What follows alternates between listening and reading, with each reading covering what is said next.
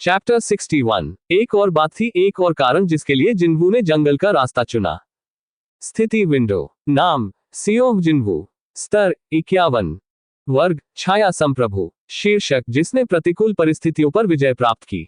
जिन्वू ने चुपचाप अपनी स्टेटस विंडो बुलाए और अपना वर्तमान शीर्षक विपरीत परिस्थितियों पर काबू पाने वाले से बदलकर भेड़ियों का वध करने वाला कर दिया।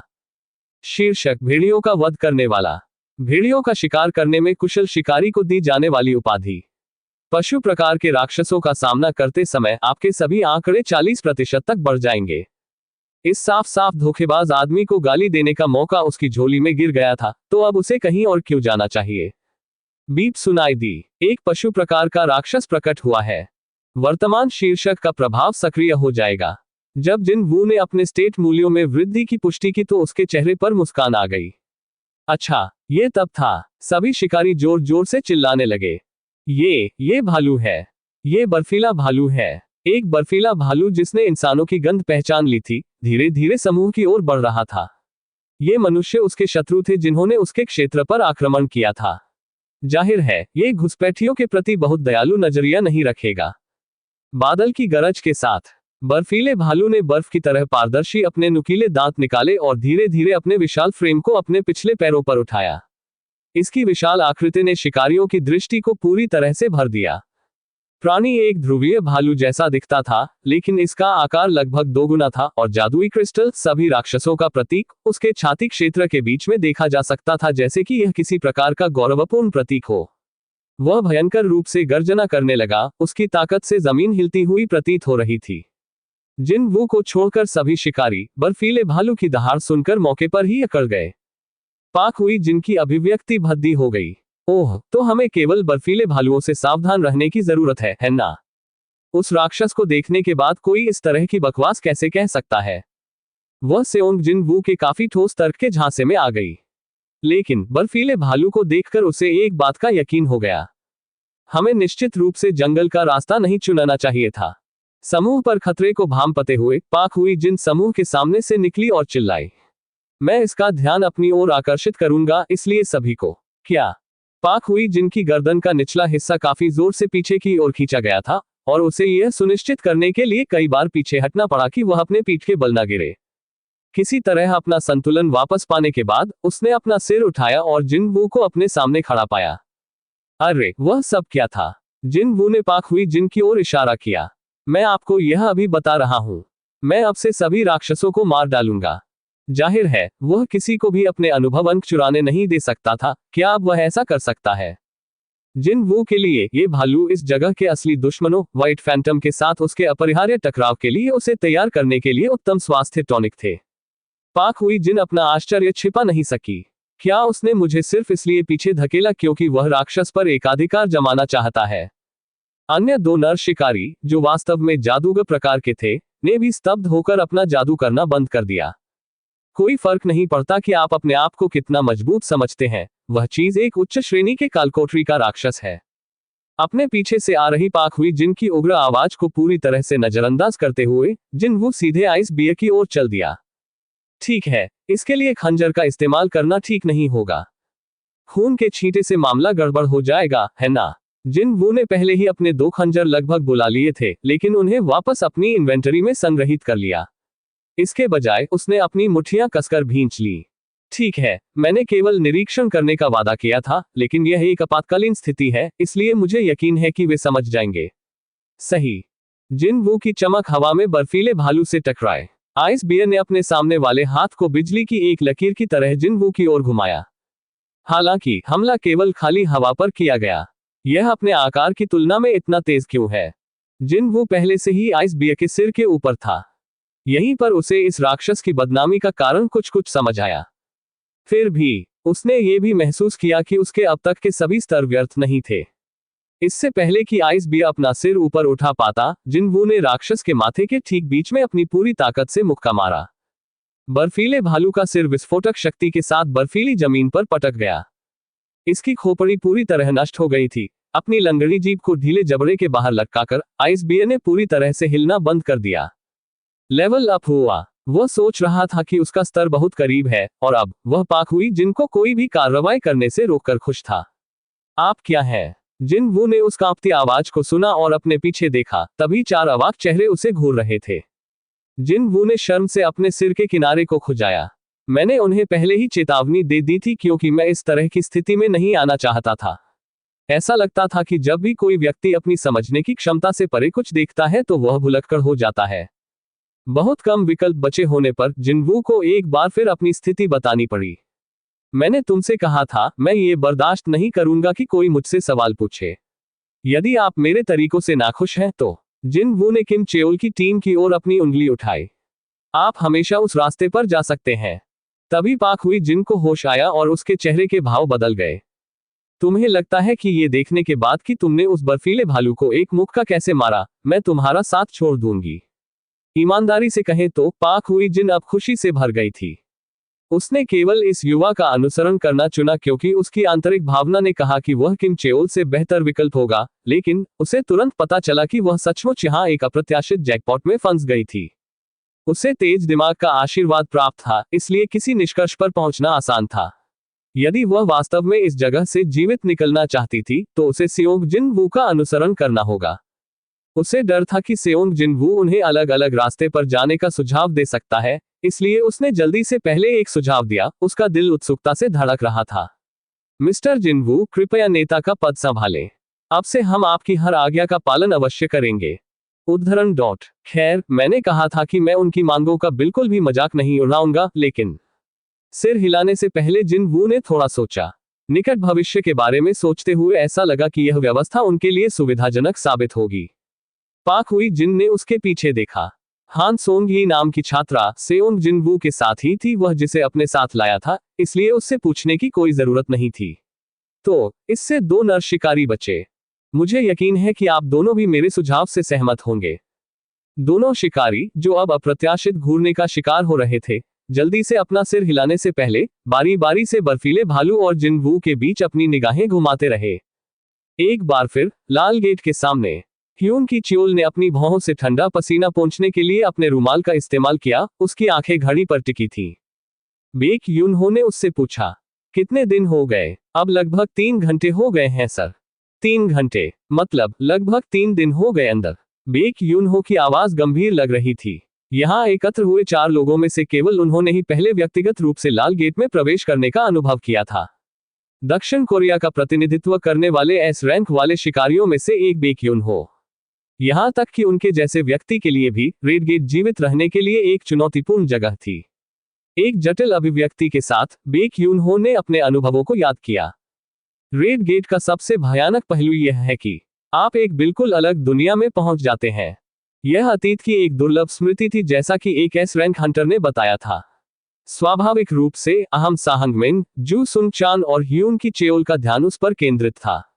बेक यूनहो जारी रहे, एक बार जब आप गेट पार कर लेते हैं तो जिस स्थान पर आप पहुंचते हैं वह एक रेगिस्तान हो सकता है जहां तापमान 60 डिग्री सेल्सियस से अधिक हो, या ये जहरीले कीड़ों और सांपों से भरा घना जंगल हो सकता है, या ये बर्फ से ढके मैदान के बीच में हो सकता है जहां इतनी ठंड है कि आपको तुरंत शीतदंश हो जाएगा।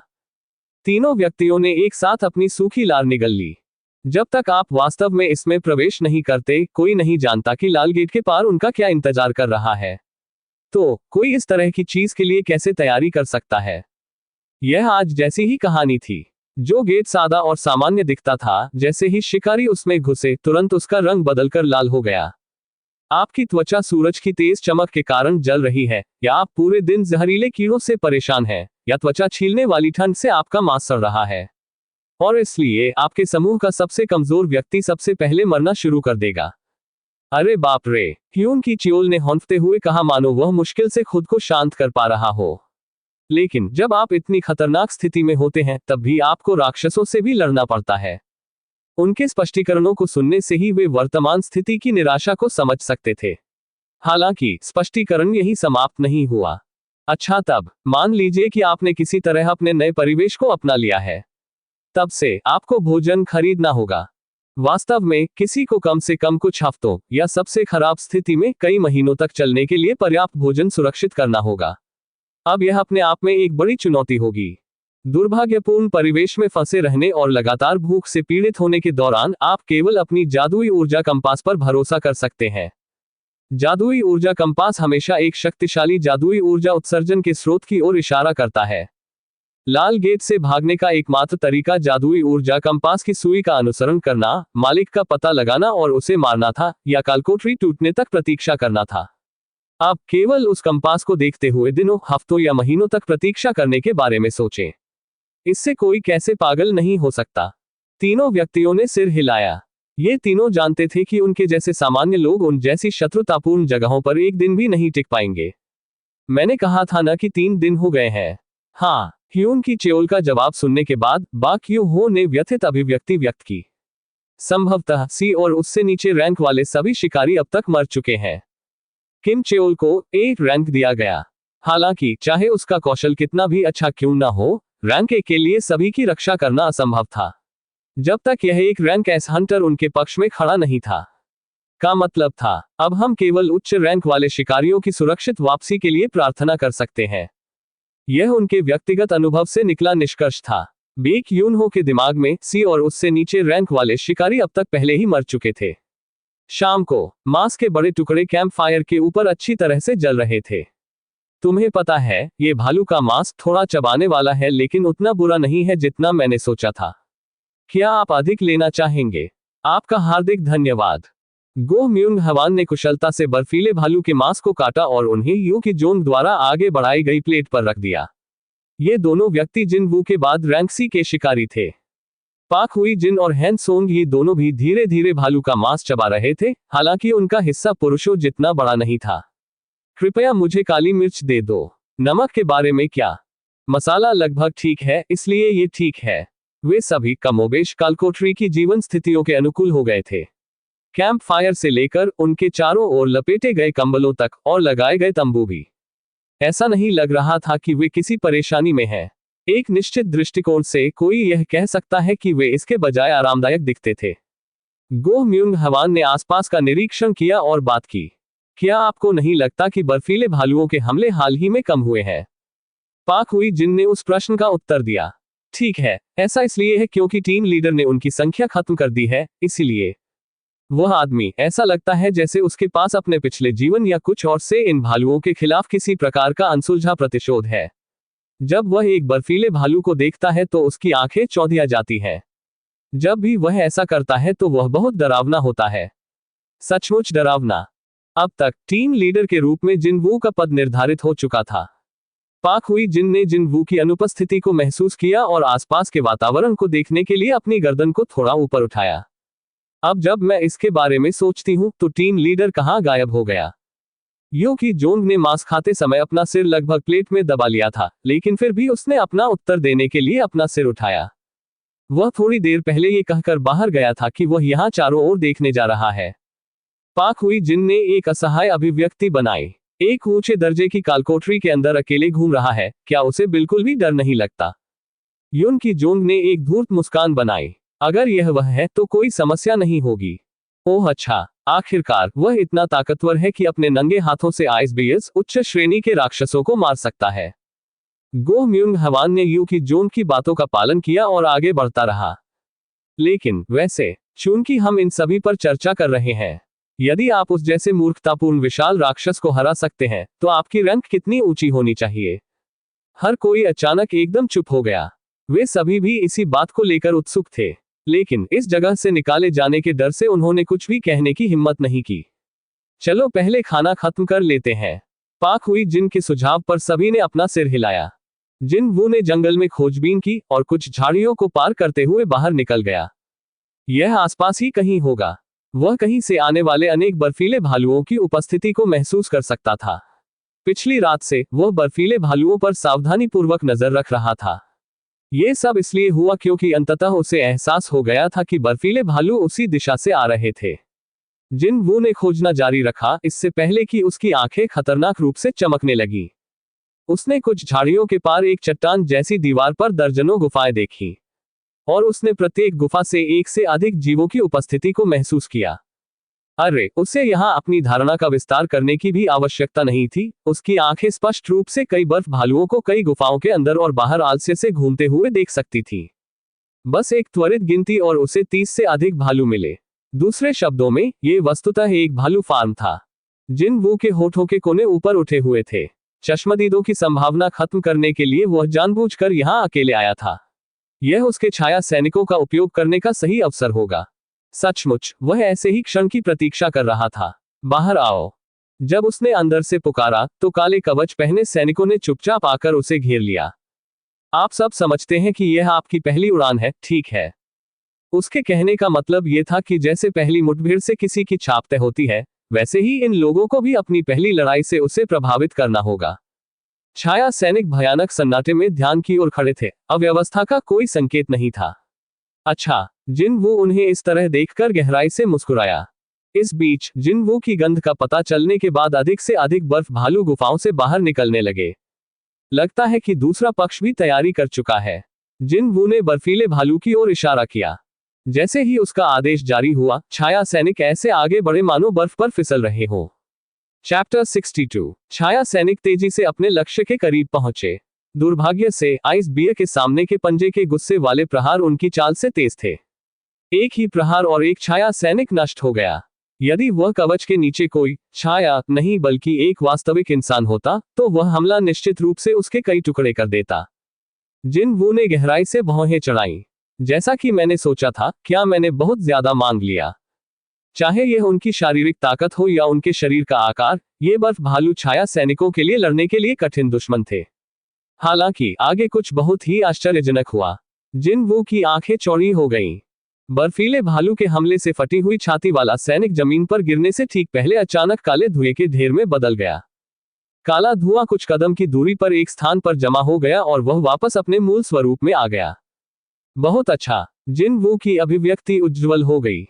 अनडेड्स उसे यह महत्वपूर्ण तथ्य याद आया जिसे वह अब तक अनजाने में भूल गया था। बर्फ का भालू यह महसूस करने के बाद कि उसका हमला व्यर्थ था, पहले से भी अधिक उत्तेजित हो गया और वह जोर से दहाड़ने लगा। और इसलिए जैसे ही पैदल सैनिकों को आगे निकलने का समय मिला, पीछे खड़े जादुई सैनिकों ने अपना जादू पूरा कर लिया था। जादुई सैनिकों के हाथों से निकलती लपटों के गोले यहां वहां और हर जगह फूट गए। विस्फोटों में छाया सैनिक तुरंत पुनर्जीवित हो गए, लेकिन दूसरी ओर बर्फ के भालू केवल दर्द और पीड़ा में चिल्लाते हुए इधर उधर घूम सकते थे, क्योंकि उनके शरीर में आग लग गई थी। बादल की गरज। इस बीच छाया सैनिकों ने समय बर्बाद नहीं किया और तेजी से रक्षाहीन भालुओं के पास पहुंचे और उन पर अपने ब्लेड से हमला कर दिया। एक एक करके विजयी और अभिमानी आइस बियर छाया पैदल सैनिकों और जादुई सैनिकों की सहयोगी रणनीति में गिर रहे थे। जिन वो बड़ी दिलचस्पी और खुशी से भरी अभिव्यक्ति के साथ कार्यवाही को देखता रहा। पैदल सैनिक और उनकी त्वरित पुनर्योजी क्षमताएं, जादुई सैनिक और उनकी अद्भुत मारक क्षमता। छाया सैनिकों की समग्र युद्ध क्षमता उनकी प्रारंभिक अपेक्षाओं से कहीं अधिक थी। जल्द ही बर्फीले भालू छाया सैनिकों की ताकत से पीछे हटने के लिए मजबूर हो गए और उन्हें गुफाओं के प्रवेश द्वार की ओर वापस धकेल दिया गया। वह सोच रहा था कि लड़ाई का अंत करीब आ रहा है, लेकिन फिर कान का पर्दा हिला देने वाली दहाड़ के साथ एक विशाल छाया धीरे धीरे गुफाओं में से एक से उभरी। यहां तक कि जिन वू की आंखें भी अतिरिक्त गोल और बहुत बड़ी हो गईं। जो भालू बाहर आया उसका सिर आसपास के अन्य भालुओं की तुलना में कम से कम एक सिर लंबा और शरीर का आकार 2 गुना था। इस विशाल भालू का बस एक झटका और कई सैनिक उड़ गए। सैनिकों की पुनर्जनन दर विशाल आइस बियर के लगातार हमलों के साथ टिक नहीं सकी। ये देखने के बाद जिन वू की केवल कराह निकल सकी, तो ये झुंड का नेता है। उसे एक तरह का संदेह था कि चूंकि वहां एक झुंड था, इसलिए उसका नेतृत्व करने वाला भी कोई नेता होना चाहिए। हालांकि बदमाश उसकी अपेक्षा से कहीं अधिक बड़ा और मजबूत निकला। विशाल बर्फ भालू नेता ने अपने सामने आने वाले सभी छाया सैनिकों को मिटा दिया और भयावह गति से जिन्वू के पास पहुंचा। इसी समय उसके सामने एक संदेश आया। आपका एमपी समाप्त हो गया है और छाया सैनिक अब पुनर्जीवित नहीं हो सकते। आपका एमपी समाप्त हो गया है और छाया सैनिक अब पुनर्जीवित नहीं हो सकते। क्या? उसने जल्दी से अपने एमपी मूल्य की जांच की और जैसा कि सिस्टम ने उसे चेतावनी दी थी, वह पूरी तरह से खत्म हो चुका था। एमपी 0/1860।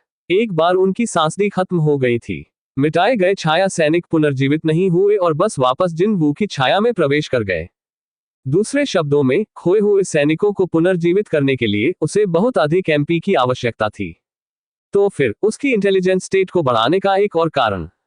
जिन वू ने अपने सिर के किनारे को खुजाया। आइस बियर नेता की उपस्थिति के साथ लड़ाई का प्रवाह पूरी तरह से उलट गया था। हालांकि जिनवू के पास अभी भी काफी छूट थी। चूंकि उनके बॉस ने दिखाया है, इसलिए इस पक्ष को भी कदम उठाना चाहिए। जिनवू, जो अभी भी अपनी भुजाएं मोड़कर वहां खड़ा था, उसने छाया सैनिकों के बॉस को बुलाया।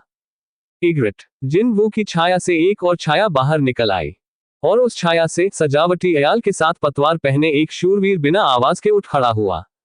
जिनवू ने अपनी ठुड्डी से आगे की ओर इशारा किया। आइस बियर नेता की ओर दौड़ने से पहले इग्रिट ने जिनवू को प्रणाम किया। इग्रिट हल्के से आइस बियर लीडर के अगले पंजे से बच निकला और उसके पिछले पैरों के बीच फिसल गया। उसने फिर से पिछले पैरों को पार किया, एक खंजर निकाला और भालू की कंडरा काट दी। वह शुरुआत थी। इग्रिट ने अपनी लंबी तलवार खोल दी और चतुराई से भालू के क्रोधित हमलों से बच गया। इस दौरान उसने अपने ब्लेड से विशाल राक्षस के शरीर को काट डाला। टेंडन, पंजे, सामने का पंजा, पैर, धड़, राक्षस के विभिन्न क्षेत्रों से मांस के टुकड़े और टुकड़े कट गए और टुकड़े टुकड़े होकर जमीन पर गिर गए। जिनवू इग्रिट की चालाक और विस्तृत हरकतों की प्रशंसा में केवल सोचता रह गया। इग्रिट द्वारा मारा गया आखिरी स्थान भालू का सिर था। विशाल बर्फीले भालू का सिर उसके शरीर से अलग हो गया और उड़ गया। हालांकि जमीन पर उतरने से पहले इग्रिट ने इसे आसानी से छीन लिया।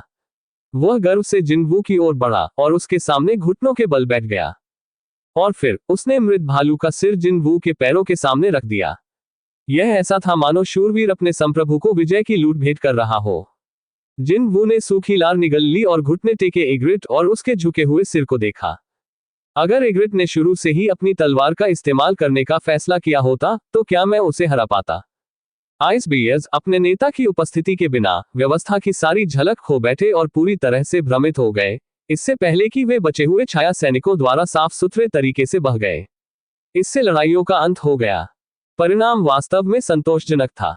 शैडो इन्फेंट्रीमैन LV2, शैडो इन्फेंट्रीमैन LV3, छाया जादुई सैनिक LV2। सैनिकों का स्तर काफी ऊपर उठ गया था। साथ ही चूंकि इन छाया सैनिकों को उनके कौशल के एक भाग के रूप में देखा गया था, यहां तक कि जिनवू का स्तर भी 3 तक बढ़ गया था। सबसे बढ़कर एक और बिंदु था जो उसे अपनी पसंद के अनुरूप लगा। छाया निष्कर्षण सफल रहा। छाया निष्कर्षण सफल रहा। और वह बात यह होगी कि वह अब नए दोस्त भर्ती कर सकता है। जिनवू द्वारा चुने गए कई बर्फ भालुओं की छाया से, जिसमें स्पष्ट रूप से बॉस भालू भी शामिल था, काली आकृतियां धीरे धीरे ऊपर उठने लगी। और मैंने सोचा था कि कवच पहने हुए भालू सामने आ जाएंगे। दुर्भाग्यवश उसकी अपेक्षा लक्ष्य से बहुत दूर रही। ये जीव नाम टैग के साथ आए थे जिस पर छाया जानवर सैनिक लिखा था। साधारण नजर में वे कुछ हद तक भालू जैसे लगते थे, लेकिन ये बताना अभी भी मुश्किल था कि ये राक्षस वास्तव में शारीरिक थे या नहीं। जैसे ही काला भाप जैसा कोहरा उसकी पीठ से ऊपर उठा, जीव हाँफते रहे। ठीक है, हो सकता है कि वे उतने अच्छे न दिखे, लेकिन वे निश्चित रूप से बर्फीले भालू की छाया है। वह विस्फोटक शक्ति, वह विनाशकारी शक्ति, निस्संदेह वे उपयोगी सिद्ध होंगे। तभी ऐसा हुआ। दूर से आती भालुओं की दहाड़ सुनकर जिनवू के कान हिल गए। वास्तव में उनमें से कई थे। मतलब यह एकमात्र भालू फार्म नहीं है। आज पहले ही बहुत देर हो चुकी थी, तो क्या उसे कल वहां जाना चाहिए? जिनवू के चेहरे पर एक उज्ज्वल मुस्कान आ गई। उसके साथी निराशा से चिल्लाने लगे। किम चेओल की रक्तरंजित आंखें खुली की खुली रह गईं। नहीं, ऐसा नहीं हो सकता। मैं कैसे कर सकता हूं? ये किम चेओल कैसे विफल हो सकता है? उसे व्हाइट टाइगर गिल्ड का कुलीन बनना था। उन्होंने उसे विशेष कार्यक्रम के साथ प्रशिक्षित भी किया ताकि वह तुरंत गिल्ड की मुख्य लड़ाकू सेना में प्रवेश कर सके। हालांकि इस तरह असफल होना, वह इसे स्वीकार नहीं कर सका। कड़ाके की ठंड और भूखमरी को सहते हुए उन्होंने हिममानवों के एक समूह से लड़ाई की। फिर उनका सामना हिम दानवों से हुआ। उन्होंने अपनी 2 संख्याएं खो दी, लेकिन अंत में दिग्गजों के खिलाफ विजयी हुए। उसने सोचा कि इस कालकोट रीक पर विजय योजना के अनुसार चल रही है। जैसे ही बर्फ के दिग्गजों के खिलाफ हताश संघर्ष समाप्त हुआ, व्हाइट फैंटम ने पीछे से चुपचाप हमला कर दिया, जैसे कि वे इस मौके का इंतजार कर रहे थे।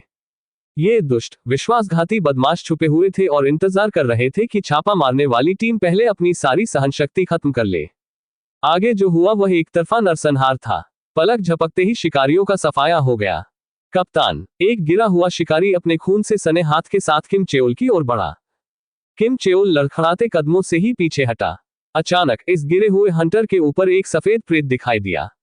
इसने एक खंजर निकाला और शिकारी की गर्दन के नीचे घोंप दिया। गर्दन काटते समय व्हाइट फैंटम मुस्कुराया और किम चेओल की ओर देखने के लिए अपना सिर उठाया। किम चेओल केवल दहशत में चिल्ला सकता था और फिर एक बार भी पीछे देखे बिना वह सीधे जंगल में भाग गया। क्या जंगल में बर्फीले भालू थे? उसके सामने प्रकट हुए हिममानवों, हिमदैत्यों और सफेद फैंटमों की तुलना में वे अनदेखे बर्फीले भालू इस समय हास्यास्पद अस्तित्व के रूप में सामने आए। किम चेओल ने अपनी सारी ऊर्जा एकत्र की और दौड़ा, और फिर और भी जोर से दौड़ा। व्हाइट फैंटम ने भागते हुए किम चेओल की पीछे की ओर देखा और अपना धनुष उठाया। जैसे ही उन्होंने निशाना साधा और गोली चलाने के लिए तैयार हो गए, कमर तक फैले सफेद बालों वाले एक सफेद फैंटम ने अपना हाथ उठाया और हमले को रोक दिया। व्हाइट फैंटम ने अपने धनुष नीचे कर दिए। जब लंबे बालों वाले एल्फ ने दूसरों को किम चेओल का अनुसरण करने का संकेत दिया, तो व्हाइट फैंटम जहां वे खड़े थे वहां से एक एक करके गायब होने लगे।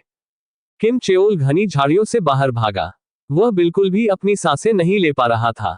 फिर भी जब उसने शिकारियों का नरसंहार करते समय व्हाइट फैंटम के चेहरे पर उपहासपूर्ण मुस्कुराहट को याद किया, तो उसे डर के मारे खुद को पेशाब करने जैसा महसूस हुआ। उसकी निगाहें मजबूरी में ही उसके हाथों पर झुक गईं। अब वह अपने जमे हुए हाथों से कुछ भी महसूस नहीं कर पा रहा था। बहुत समय पहले ही उसके पैरों में सारी भावनाएं खत्म हो गई थी। अपनी वर्तमान स्थिति में वह ठीक से युद्ध भी नहीं कर सकता था। अगर यह इतनी भीषण ठंड न होती, नहीं, अगर हम कई दिनों से भूखे न मर रहे होते तो हम इस तरह बर्बाद न होते। अंत में किम चेओल छापा मारने वाली टीम की विफलता को स्वीकार नहीं कर सका। नहीं, अपनी विफलता को। अपने आप से बुदबुदाते हुए किम चेओल ने अपना सिर उठाया। वैसे मैं कहाँ हूँ? ये जंगल कितना गहरा है? किम चेओल ने आसपास का निरीक्षण करना शुरू किया। तभी उसे दूर से आ रही एक हल्की गंध का एहसास हुआ। किम चेओल ने उस गंध का पीछा करना शुरू कर दिया। यह उतना दूर नहीं था।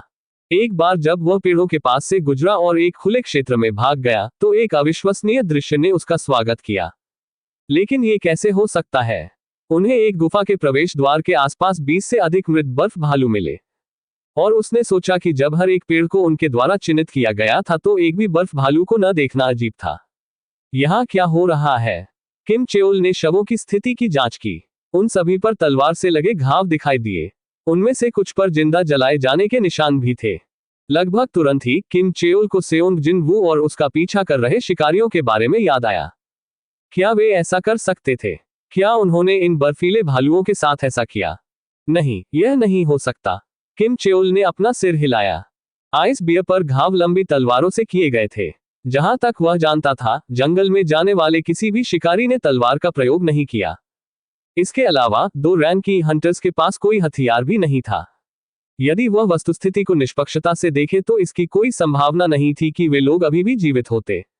उस स्थिति में केवल एक ही स्पष्टीकरण हो सकता है। आसपास सफेद प्रेत है।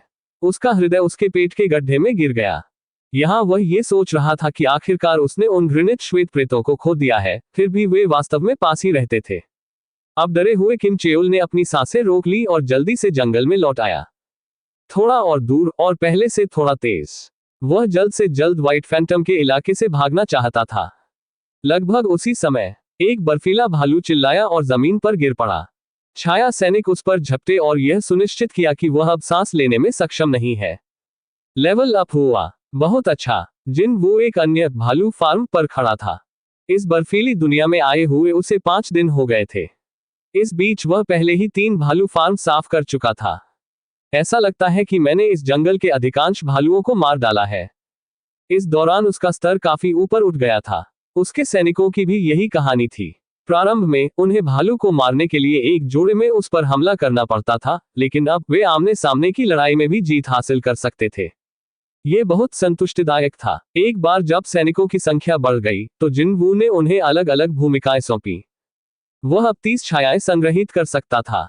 28 सैनिकों ने लड़ाई में भाग लिया, एक ने जादू के क्रिस्टल उठाए, जबकि शेष ने भालू का मांस हासिल किया। उसे एक उंगली भी नहीं हिलानी पड़ी, लेकिन फिर भी उसे हंस से लूट मिल गई, इसलिए यह उसके लिए बहुत सुविधाजनक साबित हो रहा था। मैं अब यहाँ आसपास अन्य राक्षसों की उपस्थिति महसूस नहीं कर सकता। ऐसा लग रहा था कि उसने कमोबेश जंगल के सभी राक्षसों की देखभाल कर ली है। उस मामले में क्या मुझे बॉस को मारने के बारे में सोचना चाहिए? कालकोठरी तोड़ने में कम से कम 1 महीना या सबसे खराब स्थिति में कई महीने लग सकते हैं। वह यहाँ बैठकर ऐसे गेट का इंतजार नहीं कर सकता था कि कौन जानता है कि वह कब खुलेगा। और मुझे अभी भी उस ढीठ छोटे एल्फ बास्टर्ड को भी मारना है। वह तुच्छ राक्षस जिसने शिकारियों को भड़काने का साहस किया। इसकी अहंकारपूर्ण मुस्कान अभी भी उसकी स्मृति में अंकित है। मांस की गंध कहीं से आ रही थी। किम चेओल ने अपनी नाक से हवा सूंघी, जो अब अपनी अत्यधिक भूख के कारण अति बोधगम्य था। लाल गेट के पीछे कारावास के बाद से उसने जो एकमात्र भोजन खाया वह एक खरगोश था। भोजन की गंध को ध्यान में रखते हुए उसने अपनी भूख भरी लार को निगल लिया। शायद व्हाइट फैंटम पास में ही खाना खा रहे थे। फिर भी यदि उनकी संख्या कम है तो फिर वह उन्हें वश में कर सकता था और उनका भोजन छीन सकता था। उसकी भूख इतनी अधिक थी कि वह इस नतीजे पर पहुंच गया। आओ चलकर देखें। किम चेओल यथासंभव चुपचाप चला और सावधानी से गंध के स्रोत के पास पहुंचे। और आखिरकार वह झाड़ी के अंदर छिप गया और उन शिकारियों की खोज की जो जिन वू के साथ चले गए थे। इस रहस्योद्घाटन से किम चेओल की आंखें चौड़ी हो गईं। क्या बकवास है। मांस की गंध उनके द्वारा जलाए गए अलाव से आ रही थी। वे अब भी जीवित कैसे हो सकते हैं? किम चेओल घूरने लगा। उन्हें अपने बीच एक भी रैंकी हंटर नहीं मिला। मूर्ख की तरह मोर्चा लेने के बाद पहले उसे मार दिया गया होगा। यह तो स्पष्ट बात होगी, है ना? हालांकि उसकी आंखों के सामने एक बहुत ही स्पष्ट दृश्य सामने आ रहा था। तो फिर उसे इस स्थिति को कैसे समझाना चाहिए? कुछ जोड़ा नहीं गया। रुको रुको, उनकी पोशाक, गर्म रखने के लिए डिजाइन किए गए कपड़े और कंबल, तंबू और उपकरणों के कई टुकड़े देखे जा सकते थे। वे स्पष्ट रूप से अच्छी तरह से तैयार थे। ये कैसे हो सकता है? किम चेओल और भी व्याकुल हो रहा था, लेकिन फिर उसकी नजर एक निश्चित स्थान पर रुक गई थी। ये गरम मांस के बगल में रखा रोटी का एक टुकड़ा था। मतलब इन लोगों के पास खाना भी तैयार था। उसका भ्रम तुरंत गुस्से में बदल गया। ये बदमाश। किम चेओल ने दांत पीसना शुरू कर दिया। उनके पास अपने निरंतर अस्तित्व को सुनिश्चित करने के लिए पर्याप्त आपूर्ति थी, फिर भी वे उन सभी को अपने लिए हड़पना चाहते थे। अगर मेरे हाथ जमे नहीं होते, नहीं, अगर मैं भूखा नहीं मर रहा होता, तो मैं उन बर्फीले कल्पित बौनों से आसानी से निपट लेता। यह महसूस करते हुए कि इन दुष्टों ने वह महत्वपूर्ण आपूर्ति छीन ली है जिसे टीम के बाकी सदस्यों के बीच साझा किया जाना चाहिए था, वह अब अपने क्रोध को रोक नहीं सका। किम चेओल गुस्से में झाड़ी से बाहर भागा। तुम कुतिया के पिल्लो। पाक हुई जिन स्पष्ट रूप से आश्चर्यचकित होकर तुरंत अपनी जगह से उठ खड़ी हुई। किम चेओल, तुम ये स्थान कैसे मिला? उसे यहाँ झूठ बोलना और यह कहना काफी कठिन लगा कि उसे दोबारा देखकर अच्छा लगा, क्योंकि किम चेओल की चकाचौंध आंखें जानलेवा इरादे से भरी थी। वास्तव में उसने अपनी शत्रुता को छुपाने की जहमत भी नहीं उठाई। मेरी छापेमारी टीम आपूर्ति की कमी के कारण इस कालकोठरी को जीतने में विफल रही, फिर भी आप सभी इतने भोजन और इस प्रकार के उपकरणों के साथ खुद को कैसे पा सकते हैं? वह है। पाक हुई जिन आगे नहीं बढ़ सकी। अगर उन्होंने यहाँ जिन वू का जिक्र किया तो किम चेओल का गुस्सा युवाओं पर फूटेगा। उसके लिए जिन वू उसका रक्षक था। इसके अलावा वह आदमी हमेशा जिन वू को संदेह भरी नजर से देखता था। पाक हुई जिन ने तुरंत अपना मुंह बंद कर लिया। इससे किम चेओल की आंखें गुस्से से और भी बड़ी हो गईं। यहां तक कि मुझे भी नहीं लगता कि आप सभी इस अपराध में शामिल थे। तो इन्हें किसने छुपाया था? मुझे सच बताओ और मैं बाकी सब चीजों को नजरअंदाज कर दूंगा। किम चेओल की गर्दन पर एक मोटी नस उभर आई। मुझे बताओ कि किसने सभी गिये पर एकाधिकार कर लिया और अपने साथियों को मौत के घाट उतार दिया। उसकी क्रोधपूर्ण दहाड़ पूरे जंगल में गूंज उठी। किम चेओल यहाँ खून बहाने की योजना बना रहा था। अगर इसे उसके साथियों को धोखा देने का पाप शांत हो जाता। मैं 3 तक गिनूंगा। यदि आपने तब तक ये खुलासा नहीं किया कि यह कौन था, तो मैं इसे इस मामले में आप सभी की मिलीभगत का संकेत मानूंगा। हैन सोंग ही ने पाक हुई जिन की आस्तीन खींची। पाक हुई जिन ने हान सोंग ही को गले लगाया। गो म्यूंग हवान और यून की जून दोनों ने अपनी लार निगल ली क्योंकि ठंडे पसीने से उनकी पीठ भीग गई थी। किम चेओल रैंक ए था। यहां तक कि अगर उपस्थित सभी लोग एक साथ काम करते तो भी वे उनके खिलाफ जीत नहीं पाते। हालांकि उनमें से किसी ने भी अभी भी जिन वू के नाम का उल्लेख नहीं किया। 1. किम चेओल ने अपनी कमर से बंधी म्यान से अपनी तलवार खींची। 2. फिर भी निचली रैंक के शिकारियों ने अपना मुंह खोलने का एक भी संकेत नहीं दिखाया। निचली रैंक के शिकारियों की उसके आदेश की अनदेखी करने की हिम्मत कैसे हुई? अकेले उस बिंदु ने किम चेओल के गुस्से की आग को और भी अधिक भड़का दिया। ये बदमाश मेरे बारे में क्या सोचते हैं? उसकी आंखों में हत्या का इरादा चमक उठा। वह पहले उस महिला को मार डालेगा। वह किसी और से पहले पाक हुई जिन को मार डालेगा, जिसने छापेमारी टीम को धोखा दिया था और इन निचले रैंक वाले शिकारियों के साथ छोड़ दिया था। ये सही है, उसने छापा मारने वाली टीम को छोड़ दिया क्योंकि वह अवश्य ही कुछ योजना बना रही होगी। वह केवल ऐसा ही सोच सकता था। किम चेओल पाक हुई जिन के सामने खड़े हुए और आखिरी उल्टी गिनती शुरू की। 3। पाक हुई जिन ने अपनी आंखें बंद कर ली। यह तब था।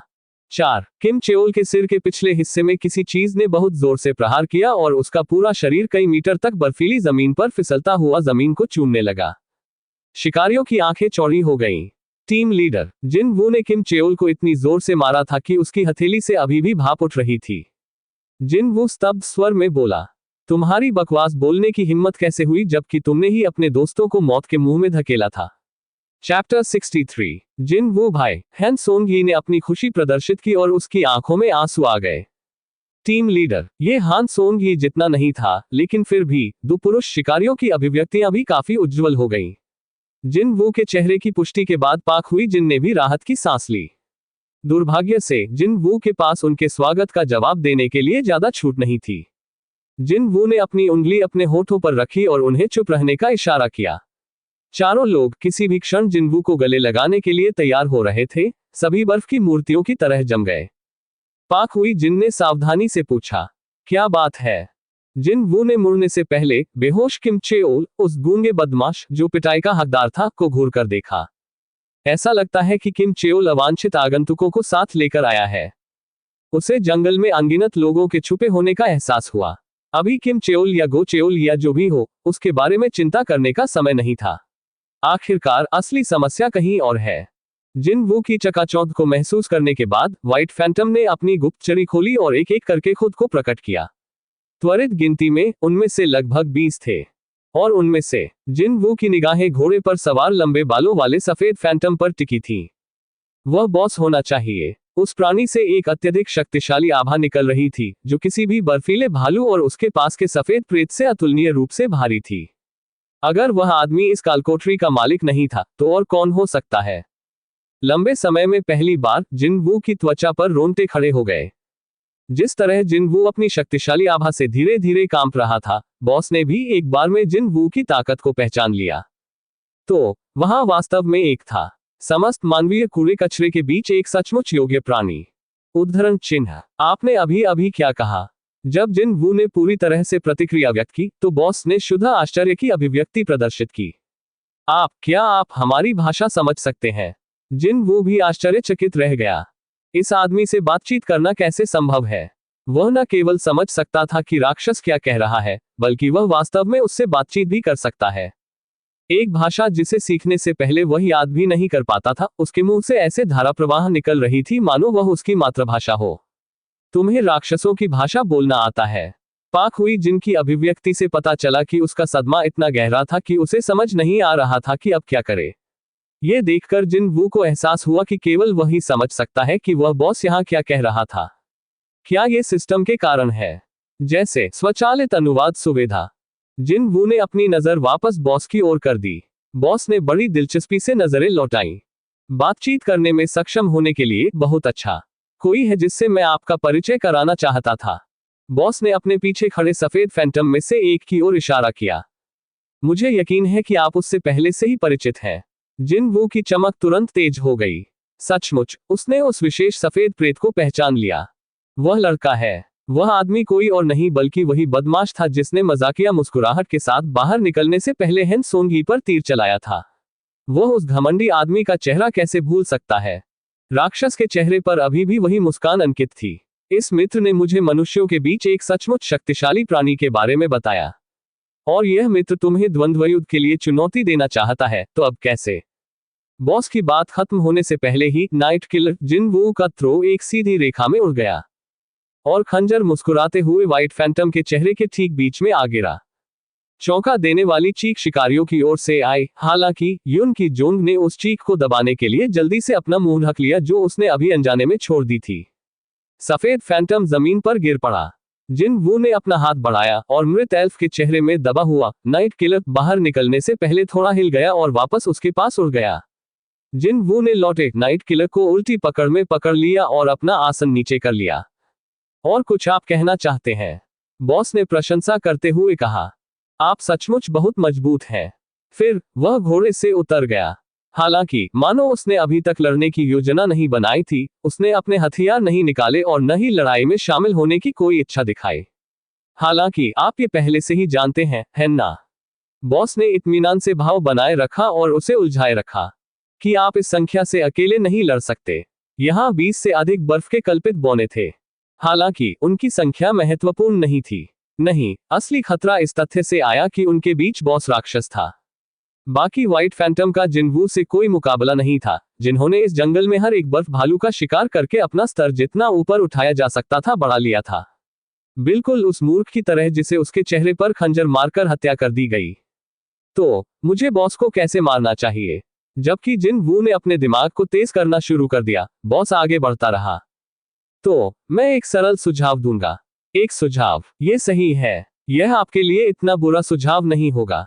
जिन्वू अंदर से आश्चर्यचकित था। यह सर्वविदित तथ्य था कि मानव सदृश राक्षसों के पास बुद्धि होती थी, लेकिन उसने कभी यह उम्मीद नहीं की थी कि वह एक राक्षस को एक इंसान के साथ बातचीत करने की कोशिश करते हुए देखेगा। इसलिए वह यहां उत्सुक हुए बिना नहीं रह सका। मैं इसे सुनूंगा। बॉस ऐसे मुस्कुराया जैसे उसे इस जवाब की उम्मीद थी और उसने अपना मुंह खोल दिया। उससे पहले मैं आपसे कुछ पूछना चाहता हूं। आप इन इंसानों में से क्यों हैं जब आप उनमें से एक नहीं है? जिन्वू की अभिव्यक्ति गहराई से उखड़ गई। आप किस बकवास की बात कर रहे हैं? ऐसा लगता है कि तुम्हें कुछ पता नहीं है। उसके माथे की ओर इशारा करने से पहले बॉस जोर से हंसा। हम में से हर कोई एक निश्चित आवाज को अपने सिर में दोहराते हुए सुन सकता है। ये हमें इंसानों को मारने के लिए कहता है। हालांकि जब मैं आपकी ओर देख रहा होता हूं तो मैं वह आवाज नहीं सुन पाता। इस आदमी का यही मतलब था। उस स्थिति में जिन्वू इसके लिए एक कारण सोच सकता था। जब बॉस इंसान कहता है तो वह शायद शिकारियों के बारे में बात कर रहा होता है। बात यह थी कि भूमिगत मंदिर में अपनी कठिन परीक्षा के दौरान वह सिस्टम के माध्यम से प्लेयर नामक इस अजीब चीज में बदल गया था।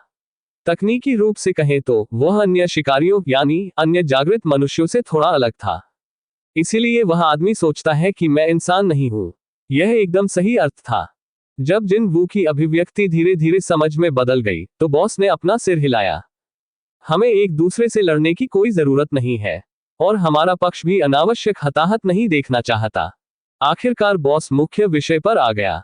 मनुष्यों को सौंप दो, फिर हम आपके जीवन की गारंटी देंगे। मेरा सुझाव आपको कैसा लगा? इससे पहले कि वह उत्तर देता, जिन्वू ने वापस पूछा, मैं भी आपसे कुछ पूछना चाहता हूं। अच्छा, आगे बढ़ो। आप कौन है? तुम कहां से आए हो और मनुष्यों को क्यों मारना चाहते हो? हम हैं। तभी ऐसा हुआ। बॉस का मुस्कुराता हुआ चेहरा अचानक कठोर हो गया। लेकिन वो विषम स्थिति कुछ क्षण के लिए ही रही। बॉस ने अपनी मूल अभिव्यक्ति वापस पा ली और आगे बढ़ता रहा। हमें एक दूसरे से लड़ने की कोई जरूरत नहीं है, और हमारा पक्ष भी अनावश्यक हताहत नहीं देखना चाहता। वह क्या बकवास थी? जिन्वू ने गहराई से भौहें चढ़ाई। बॉस ने खुद को एक गेम के एनपीसी की तरह दोहराया, जिसमें एक ऐसा प्रश्न पूछा गया था जो स्क्रिप्ट में नहीं था, या जिसे शुरुआत में उत्तर देने की अनुमति नहीं थी। मनुष्यों को सौंप दो, फिर हम आपके जीवन की गारंटी देंगे। मेरा सुझाव आपको कैसा लगा? इसकी अभिव्यक्ति से पता चलता है कि यह कितना आरामदायक था। दूसरे शब्दों में, उसने यह नहीं पहचाना कि उसकी अपनी हरकतें कितनी अजीब थीं। पीछे खड़े व्हाइट फैंटम ने भी बॉस के अजीब व्यवहार के प्रति कोई प्रतिक्रिया नहीं दिखाई। जिन्वू ने तब भी बिना कुछ कहे निरीक्षण करना जारी रखा, जिससे बॉस को उससे आग्रह करना शुरू करना पड़ा। आप मेरा सुझाव मानेंगे या नहीं? जिन्वू राक्षसों की उत्पत्ति और उनके असली इरादों के बारे में और अधिक जानना चाहता था, लेकिन जैसा कि बाद में पता चला, ये सब समय की बर्बादी थी। उस मामले में केवल चुनना ही शेष रह गया था। लेकिन फिर उसने बहुत पहले ही अपना मन बना लिया था। मैंने मना कर दिया। जिन्वू के होठों का कोना ऊपर की ओर झुका हुआ था। देखो, तुम्हारे पास इतनी अधिक आकर्षक छाया है कि मैं उसे छोड़ नहीं सकता। वह मालिक को मारकर उसकी परछाई छीनने की योजना बना रहा था, और अब उसके लिए अपना मन बदलने का कोई रास्ता नहीं था। जब से बॉस के आने के बाद से वह लगातार सोच रहा था कि योजना को कैसे क्रियान्वित किया जाए। क्या तुम अकेले ही मेरे सैनिकों से लड़ने की योजना बना रहे हो? क्या आप सच में विश्वास करते हैं कि आप अकेले ही संख्याओं के नुकसान को दूर कर सकते हैं? जिन्वू ने उपहासपूर्वक मुस्कुराया। सैनिक, क्या ये था? तुम्हें लगता है कि मैं अकेला हूं? मुझे वे भी मिल गए हैं। उसने अपनी परछाइयां बुलाईं। उसकी इच्छा के अनुसार जिन्वू की छाया में छिपे सभी सैनिक उसके ठीक पीछे पलक झपकते ही प्रकट हो गए। फिर इस बार भी शिकारियों की ओर से चीख पुकार मच गई। युन की जोंग डर के मारे चिल्लाया क्योंकि बर्फीले भालू की छाया जानवर सैनिक अचानक उसके ठीक बगल में आ गए और वह अपनी पीठ के बल जोर से गिर गया। जब जिन वू ने जीवित छापे दल के पीले चेहरों पर नजर डाली तो उसे लगा कि यह थोड़ा अफसोसजनक है, लेकिन यह एक आपातकालीन स्थिति थी। यहां उसे बातें समझाने का समय ही नहीं था। खैर, अगर यह कोई आपातकालीन स्थिति न भी होती तो भी मैं उन्हें चीजें नहीं समझाता। 29 छाया सैनिकों को बुलाने के बाद जिन वू उनके सामने खड़ा हो गया और बॉस की ओर देखने लगा। तो अब कौन वंचित है? आखिरकार बॉस ने अपनी शत्रुता प्रदर्शित की। ऐसा लगता है कि आप कुछ छोटी मोटी तरकीबें जानते हैं, है ना? अच्छा, यदि तुम्हारी यही इच्छा हो तो मैं तुम्हें मृत्यु दे दूंगा। बॉस ने अपने बगल से 2 खंजर खोल दिए। जिन वो भी यही चाहता था। जैसे ही वह युद्ध के लिए तैयार हुआ, उसने अपने दाहिने हाथ में नाइट किलर को पकड़ लिया, जबकि बाएं हाथ में कासाका के जहर के दांत को पकड़ लिया। छोटी मोटी चालें हैं क्या? बॉस की बात यही सही थी। जिन वू को संख्या में बढ़त हासिल हो सकती है, लेकिन अगर वह बॉस का शिकार करना चाहता था तो उसकी सेना में थोड़ी कमी थी। जिन वू यह अच्छी तरह से जानता था। बॉस का आत्मविश्वास इसी बात से आ सकता था। दरअसल अब उसे और साथियों की जरूरत थी। शक्तिशाली साथियों। अगर यह एक शक्तिशाली कॉमरेड है तो यहां एक उम्मीदवार था। जिन वू ने चुपचाप उसकी तरफ देखा। अभी भी बेहोश किम चेओल वहीं पड़ा हुआ था, हिल नहीं रहा था। आक्रमण करो। जब बॉस ने आदेश जारी किया तो व्हाइट फैंटम ने अपने धनुष की डोर खींच ली। जिन वू ने जानवर सैनिकों को सबसे आगे रखा। सभी पशु सैनिक जिनके शरीर से तीर बाहर निकल रहे थे, क्रोध से दहाड़ने लगे। इससे पहले कि व्हाइट फैंटम तीरों की अगली बौछार कर पाते, पैदल सैनिक आगे बढ़ गए। जादुई सिपाही भी अपना मंत्र जपने लगे। इस बीच जिन वू की आंखें खतरनाक रूप से चमक उठी। तुम मेरे हो। जिन वू ने जानबूझकर किम चेओल की लंबी तलवार को अपनी एड़ी से उसके मालिक की ओर धकेला, इससे पहले कि वह खुद भी आगे बढ़ गया। उसकी दृष्टि केवल व्हाइट फैंटम के बॉस पर टिकी थी। बॉस भी जिन वू के आने का इंतजार कर रहा था। जल्द ही चिंगारी लगातार उड़ने लगी क्योंकि 2 प्राणियों द्वारा चलाए जा रहे 4 खंजर हवा में आपस में टकरा गए। उसी समय छाया सैनिक और व्हाइट फैंटम भी एक दूसरे से टकरा गए। गोह मायुंग हवान ने अपने बगल में पाक हुई जिन को देखा। तो क्या हमें यहां सहायता नहीं देनी चाहिए? पाक हुई जिन ने अपना सिर हिलाया। यह कोई ऐसी लड़ाई नहीं है जिसमें हम कूद सकें, आप जानते हैं। यह एक ऐसा युद्ध था जहां विशाल काले राक्षस अपने विशाल पंजे घुमा रहे थे, नष्ट हुए काले सैनिक पलक झपकते ही अपनी मूल स्थिति में आ रहे थे, और ऊपरी श्रेणी के राक्षसों, व्हाइट फैंटम द्वारा छोड़े गए चमचमाते ब्लेड और तीर, बर्फीले मैदान में चारों ओर अराजक रूप से उड़ रहे थे। तो इस स्थान पर रैंक बी या सी क्या कर सकता है? दरअसल यहां उन्हें केवल प्रार्थना करने की अनुमति थी। पाक हुई जिन केवल जिन वू को घूर सकती थी क्योंकि वह लंबे बालों वाले सफेद फैंटम से लड़ रहा था। जिन वू हॉन्फिने लगा, जैसा कि उच्च रैंकिंग कालकोठरी के एक बॉस से अपेक्षा की जाती है। लड़ाई साइड से बराबरी की लग रही थी, लेकिन जिन वू के पूरे शरीर पर लगातार कटफट हो रहे थे। क्या वह इस गति से 3 मिनट तक टिक पाएगा? जैसे जैसे उसके सैनिक लगातार पुनर्जीवित होते जा रहे थे, उसका स्टेमिना भी तेजी से खत्म हो रहा था। आखिरकार जादू के सैनिक अपना मंत्र खत्म करने में कामयाब रहे। व्हाइट फैंटम के बीच में वॉलीबॉल से भी बड़ी आग की लपटों का एक गोला उड़ गया। यह पूर्ण प्रदर्शन में उन्नत जादुई सैनिकों की शक्ति थी। कान के पर्दे हिला देने वाले जोरदार विस्फोट से जागे किम चेओल को होश आया और उसने अपनी आंखें खोली। किम चेओल ने देखने के लिए अपना सिर उठाया। उसकी धुंधली दृष्टि अज्ञात काले सैनिकों के खिलाफ लड़ते हुए सफेद फैंटम को देखकर उभरी। यहां क्या बकवास चल रहा है? वह समझ नहीं पाया कि बेहोश होने के दौरान क्या हुआ, लेकिन कम से कम वह अच्छी तरह से जानता था कि वह इस तरह जमीन पर क्यों लेटा हुआ था। वह हाथ जिसने उसके सिर के पीछे थप्पड़ मारा था, और जो आवाज उसके पीछे से आई, वह आवाज निश्चित रूप से सियोग जिन वू की थी। अब जब उसने अपना असर वापस पा लिया, तो शर्म और क्रोध की भावना पागलों की तरह उमड़ पड़ी और उसकी उंगलियों के सिरे कांपने लगे। कितना भाग्यशाली था कि वह अपनी तलवार की मूठ महसूस कर सका। यदि वह श्वेत प्रेतों से घिरा होता तो वह यहां से जीवित बाहर नहीं निकलता। उस स्थिति में उसे अवश्य मैं उस घटिया सियोग जिन वू को अपने हाथों से मार डालूंगा। उसकी पागल आंखों ने आखिरकार सियोग जिन वू की पीठ देखी। वह वहां था। वह एक व्हाइट फैंटम से लड़ने में बहुत व्यस्त था और अपने पिछले हिस्से पर कोई ध्यान नहीं दे रहा था। यही उसका मौका था। किम चेओल तुरंत उठ खड़ा हुआ और फिर भाग गया। किम चेओल को अपनी ओर दौड़ते हुए महसूस करने के बाद जिन वू प्रसन्नता से मन ही मन हंसा। ठीक है, अगर ये तुम हो, किम चेओल अपनी पूरी ताकत से दौड़ा और जिन वू की गर्दन पर निशाना साधने के बाद जोर से तलवार घुमाई। सामने बॉस, पीछे से किम चेओल। भले ही वह एक खतरनाक स्थिति में फंस गया था, फिर भी जिन वू चिल्लाने में कामयाब रहा। इग्रिट, जैसे कि वह उस कॉल का इंतजार कर रहा था, इग्रिट तुरंत उसकी छाया से बाहर निकला और किम चेओल की तलवार को आसानी से हटा दिया। नहीं, किम चेओल की रक्तरंजित आंखें चौड़ी हो गईं। हालांकि इससे पहले कि वह कुछ कह पाता, इग्रिट की तलवार उसके सीने में गहराई तक घुस गई। ब्लेड सीधे उसकी छाती से होकर गुजरा और उसकी पीठ से निकल गया। जिन वू तुरंत कई कदम पीछे हट गया। मुझे पता था कि किम चेओल इसी तरह व्यवहार करेगा। यह मूर्ख वह व्यक्ति था जो किसी भी चीज के बारे में गहराई से नहीं सोचता था और केवल अपनी भावनाओं के अनुसार कार्य करता था। वे थोड़े समय के लिए ही साथ रहे थे, लेकिन जिन वू के लिए इस लड़के का पता लगाने के लिए इतना ही काफी था। किम चेओल ने जिन वू की ओर देखा और इसके साथ ही किम चेओल ने अंतिम सांस ली। जैसे ही इग्रिट ने बॉस को विलंबित करने के लिए कदम बढ़ाया, जिन वू ने मृत किम चेओल की छाया को एक आदेश जारी किया। जब ऐसा हुआ, एक भारी उदास चीख के साथ एक विशाल हाथ छाया से उभरा। चैप्टर 64, शैडो एक्सट्रैक्शन सफल रहा। तुम वहां जाओ। जिन वू ने अपनी मुट्ठी कसकर भींच ली।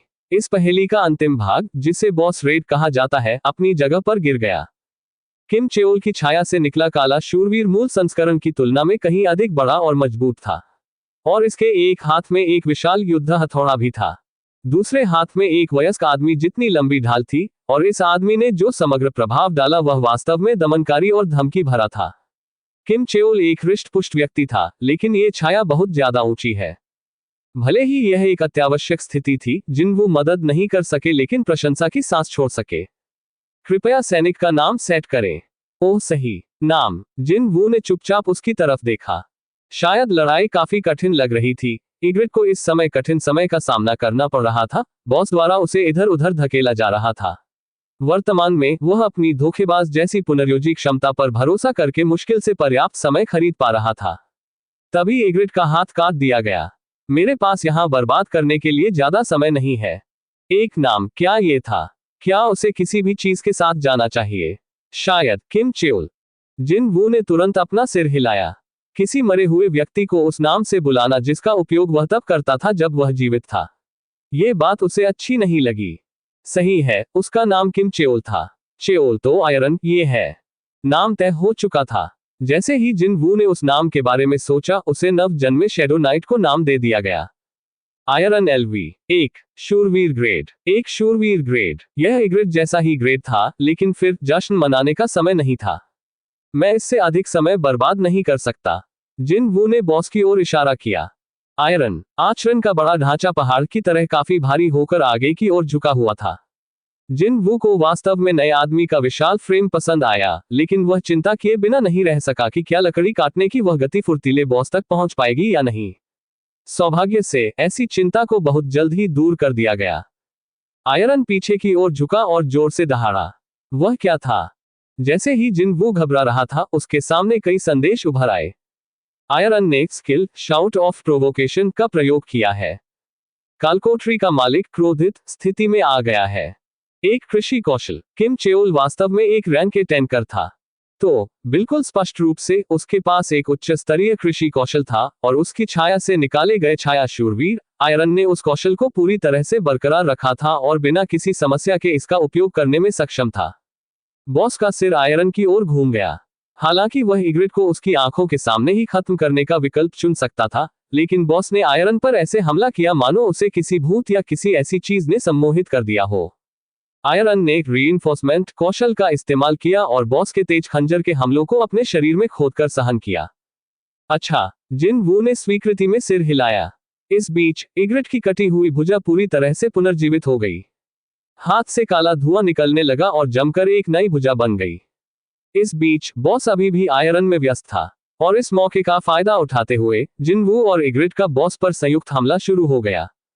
पाक हुई जिन बिल्कुल अवाक रह गई, क्योंकि उसकी आंखों के ठीक सामने अविश्वसनीय दृश्य सामने आया।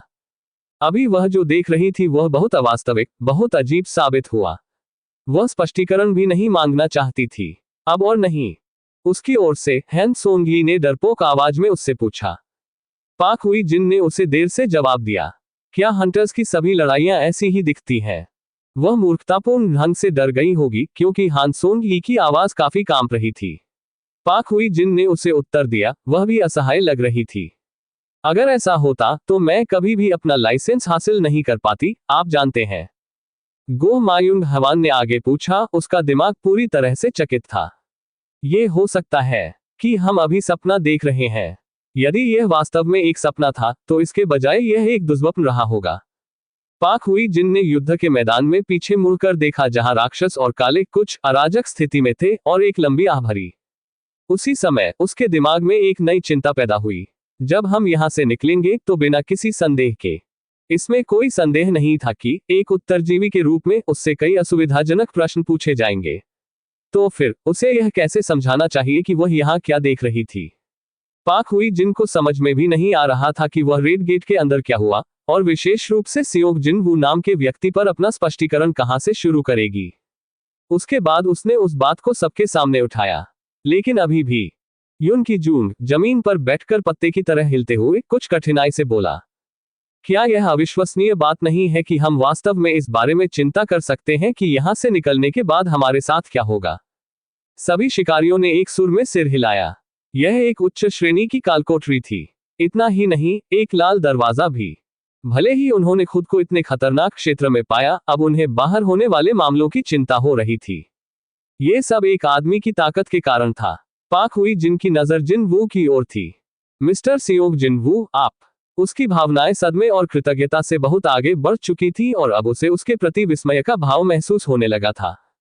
कासाका का विष बॉस के कंधे में घुस गया। प्रभाव, पक्षाघात सक्रिय कर दिया गया है। लक्ष्य के उच्च प्रतिरोध के कारण प्रभाव रद्द कर दिया गया है। प्रभाव, रक्तस्राव सक्रिय कर दिया गया है। लक्ष्य के उच्च प्रतिरोध के कारण प्रभाव रद्द कर दिया गया है। हाल ही में दुश्मनों के बढ़ते स्तर का सामना करने के कारण कासाका के जहर के अतिरिक्त प्रभाव अक्सर ठीक से सक्रिय होने में विफल रहे। फिर भी लड़ाई में चोट पहुंचाना अच्छी बात थी। अच्छा, उसके शरीर पर घावों की बढ़ती संख्या के कारण बॉस की चुस्त हरकतें धीरे धीरे बाधित हो रही थी। बॉस के चेहरे से मुस्कान तो कब की गायब हो चुकी थी। बॉस तब तक जिनवू, इग्रिट और आयरन के संयुक्त हमलों से आसानी से बच रहा था, लेकिन अब वह स्पष्ट रूप से दम तोड़ रहा था। बस थोड़ा सा और अधिक। आयरन ने अचानक बॉस को गले लगा लिया। जब जिन वू ने संकेत दिया तो इग्रिट तेजी से पीछे हट गया। जिन वू भी जल्दी से पीछे हट गया। बॉस की आंखें असमंजस में फैल गईं। आप क्या करने का प्रयास कर रहे हैं? इससे पहले कि वह समाप्त कर पाता, जादुई सैनिकों ने विस्फोट मंत्र पूरा कर लिया और उन्होंने आयरन की स्थिति पर हमला कर दिया। पहली बार बॉस के मुंह से दर्द भरी तेज चीख निकली। बदमाश ने अपना शरीर इधर उधर घुमा लिया और आयरन की बाहें गिर गईं। बॉस की क्रोधित, हत्यारी निगाहें अब जिन वू पर टिकी हुई थीं। ये देखकर जिन वू को बॉस के प्रति एक बार फिर प्रशंसा महसूस हुई। इतने भारी घाव के बाद भी यह इतनी ताकत दिखा सकता है, जैसा कि एक उच्च स्तरीय कालकोठरी के बॉस से अपेक्षा की जाती है। दुर्भाग्य से कुछ समय पहले इसका पैमाना इससे दूर हो गया था। ठीक वैसे ही जैसे उसने उस अहंकारी व्हाइट फैंटम के साथ किया था। जिन वू ने बॉस पर नाइट किलर फेंका और रूलर रीच का उपयोग करके और भी अधिक गति जोड़ दी। पलक झपकते ही खंजर अपने लक्ष्य की ओर उड़ गया। बॉस को एहसास हुआ कि थ्रो से बचना मुश्किल है, इसलिए उसने जिन वू के ब्लेड को हटाने के लिए अपने खंजर का इस्तेमाल किया। नाइट किलर इतनी भयावह गति से उड़ा कि बॉस का खंजर वास्तव में प्रभाव बल से टूट गया। और उस समय पर ही जिन वू ने बॉस से दूरी कम करने के लिए स्टील था और डैश कौशल का इस्तेमाल किया और कासाका के जहर को बॉस की कमर में गहराई से घोंप दिया। बॉस की आंखें काफी फैल गईं। हालांकि इन सब के बीच भी बॉस जिन वू की कलाई पकड़ने में कामयाब रहा। बिना लड़े नीचे न जाने की बॉस की इच्छा को उसकी पागल आंखों से देखना इतना कठिन नहीं था। जैसे ही बॉस ने जिन वू पर वार करने के लिए अपना खंजर उसके सिर के ऊपर उठाया, जिन वू बस मुस्कुराया। उसी समय एक बड़ा युद्ध हथौड़ा बॉस के सिर पर जा लगा। बॉस का चेहरा बर्फीली जमीन से टकरा गया। बॉस के पीछे आयरन अपना हथौड़ा फिर से ऊपर उठा रहा था। उसकी दोनों भुजाएं पहले से ही पूरी तरह से पुनर्जीवित हो चुकी थी। विशाल हथौड़ा फिर से नीचे उड़ गया। इग्रिट हमला करने के लिए तैयार हो रहा था, लेकिन फिर उसने अपनी तलवार वापस अपनी कमर से बंधी म्यान में छिपा ली। जिन वू ने अपने खंजर भी इन्वेंटरी के अंदर वापस जमा कर दिए और अपेक्षित संदेश तुरंत सामने आ गए। आपने इस कालकोठरी के मालिक को मार डाला है। लेवल अप हुआ, लेवल अप हुआ। वाह, आखिरकार यह खत्म हो गया। जिन वू ने बड़ी राहत की सांस ली। ये कितनी कठिन संघर्ष वाली जीत थी। वह राहत की सांस लेने ही वाला था, लेकिन तभी उसने आयरन को देखा और उसकी आंखें आश्चर्य से घूम गईं। अरे अरे, अब तुम रुक सकते हो। जिन वू ने जल्दी से आयरन को रोक दिया। वह फिर से अपने हथौड़े से उसे कुचलने वाला था, लेकिन आखिरकार उसने अपने हाथ रोक लिए। शायद यह मूल से बहुत ज्यादा मिलता जुलता था, क्योंकि वह व्यक्ति दिमाग से थोड़ा सरल निकला। इस बीच बॉस की लाश को पहले ही मांस के पेस्ट में कुचल दिया गया था। हालांकि इसकी छाया प्रभावित नहीं होती है, इसलिए यह ठीक है। जिन वू गहराई से मुस्कुराया। अंततः इस अविश्वसनीय रूप से कठिन लड़ाई का इनाम, जिस पर वह लार टपका रहा था, वह सीधे उसके पैरों के पास था, जो उठाए जाने की प्रतीक्षा कर रहा था। जिन वू ने अपना आदेश जारी किया। अभी सुबह के 3 बजे थे। जैसा कि अपेक्षित था, लाल गेट के आसपास प्रतीक्षा कर रहे 4 व्यक्तियों के चेहरे के भाव उतने अच्छे नहीं थे। अब और सहन करने में असमर्थ ह्यून की चियोल ने अंततः अपना मुंह खोला। गिल्ड मास्टर, हम यहीं रहेंगे और इंतजार करेंगे, तो पहले घर जाने का क्या ख्याल है, सर? मेरे गिल्ड सदस्य वहां फंसे हुए हैं, तो मैं अब आराम करने के लिए घर जाने के बारे में कैसे सोच सकता हूं? बेक यूनहो अपने निर्णय पर दृढ़ था। वास्तव में ये कुछ ऐसा नहीं था जो एक बड़े गिल्ड के नेता को, वर्तमान में सक्रिय रैंक एस हंटर को, इस तरह की स्थिति में मनोरंजन करना चाहिए। यहीं पर अहम साहंग मिन की आंखें चौड़ी हो गईं। देखो, लाल दरवाजा। ह्यून की चेओल और जू सुंग चान ने भी रेड गेट के साथ एक विचित्रता की खोज की। लाल गेट खुल रहा है। कालकोठरी साफ कर दी गई है। वहां लोग बाहर आ रहे हैं। बेक यूनहो ने अपनी मुठ्ठियां कसकर भींच ली। वह किम चेओल, क्या वह इसे पूरा करने में कामयाब रहा? वहां इंतजार कर रहे सभी लोग तेजी से गेट के सामने की ओर दौड़ पड़े। बेक यूनहो अपने उत्साह को छिपाने में असमर्थ इस टीम के नेता किम चेओल की खोज करने लगा। तथापि, हालांकि सभी जीवित बचे लोग बाहर आ गए, लेकिन बड़े आदमी को नहीं देखा जा सका। यह सही नहीं हो सकता। जो किम चेओल पर विश्वास करने पर जोर दे रहा था, जू सुंग चान का पहले वाला आत्मविश्वासपूर्ण रवैया अब खत्म हो गया था, और उसकी अभिव्यक्ति भी विकृत हो रही थी। पाक हुई जिन हंटर महोदय, गो मायुंग हवान यू की जोंग हंटर महोदय, सियोंग जिन वू हंटर महोदय। जिन वू को बाकियों के ठीक पीछे हेन सोंगी के साथ चलते हुए देखने के बाद अहम साहंग मिन का चेहरा तुरंत एक बड़ी मुस्कान से भर गया। मैंने भी यही सोचा। जू सुंग चान के चेहरे से यह एक उल्लेखनीय विरोधाभास था। हालांकि उनकी मुस्कान भी जल्दी ही फीकी पड़ गई। जब सियोंग जिन वू सहित 5 लोग गेट से बाहर चले गए, तो दूसरी दुनिया का द्वार धीरे धीरे उनकी नजरों से ओझल हो गया। यह नहीं हो सकता। क्या यह हर कोई है? जिन वू ने अपना सिर हिलाया। वह काफी थका हुआ लग रहा था। ह्यून की चियोल ने वो प्रश्न पूछा था, और वह मौन उत्तर पाने के बाद उसकी अभिव्यक्ति तुरंत कठोर हो गई। ये कैसे हो सकता है? ह्यून की चियोल की आंखें फटी रह गईं और वह अनिच्छा से सदस्यों की सूची से मृतकों के नाम काटने लगा। यह एक भयानक काम था, लेकिन इसकी परवाह किए बिना इसे करना ही था। सदमे और अविश्वास में होंफने से पहले बेक यूनहो इसे घूरकर देख रहा था। केवल निचली रैंक वाले शिकारी ही लौटे। ए रैंक की तो बात ही छोड़ो, केवल एक रैंक भी ही बचा। ऐसी बात नहीं होनी चाहिए। आखिर उस कालकोठरी के अंदर क्या हुआ था? मैं आपको घर ले जाऊंगा। जिन वू हैन सोंगी का नेतृत्व करने और स्थान छोड़ने वाला था, लेकिन बेक यूनहो ने आगे बढ़कर पहले उसकी कलाई पकड़ ली। माफ करें। जिन वू ने जमकर उस हाथ को झटक दिया। बेक यूनहो की आंखें तुरंत तेज हो गईं। हमें यहाँ 1 सेकंड के लिए बात करने की जरूरत है। जिन वू घूम गया। मुझे काफी थकावट महसूस हो रही है। यदि आपके कोई प्रश्न है, तो आपको अपने स्वयं के गिल्ड सदस्यों से पूछना चाहिए। बेक यूनहो खुद को रोक नहीं सका और उसने अपनी पहचान बता दी। मैं बेक यूनहो, व्हाइट टाइगर का गिल्ड मास्टर हूँ। हालांकि जिन वू की आंखें ठंडी रहीं। तो क्या हुआ? जिन वू की ठंडी प्रतिक्रिया के अंत में बेक यूनहो की आंखें अचानक एक राक्षस की आंखों में बदल गईं। नहीं, बल्कि अब वे पूरी तरह से एक जानवर की तरह दिखती है। इस घटना में हमने गिल्ड के 9 सदस्यों को खो दिया। मास्टर के रूप में मुझे इस मामले के संबंध में आपसे कुछ प्रश्न पूछने का अधिकार है। यह अब कोई अनुरोध नहीं था। यह एक आदेश था, या एक धमकी भी। इससे कोई फर्क नहीं पड़ता कि किसी ने उसके शब्दों के बारे में क्या सोचा। वह जिन वू को इतनी आसानी से जाने देने की योजना नहीं बना रहा था। लेकिन फिर जिन वू ने भी गुस्से से पीछे देखा। वह रैंक एस हंटर बेक यूनहो से पूरी ताकत से निकलने वाली तीव्र शत्रुतापूर्ण आभा से भयभीत नहीं हो रहा था। मैंने तुम्हारे 3 लोगों को बचाया। यदि आप सचमुच उनके नेता हैं, तो क्या आपको पहले मुझे धन्यवाद नहीं कहना चाहिए?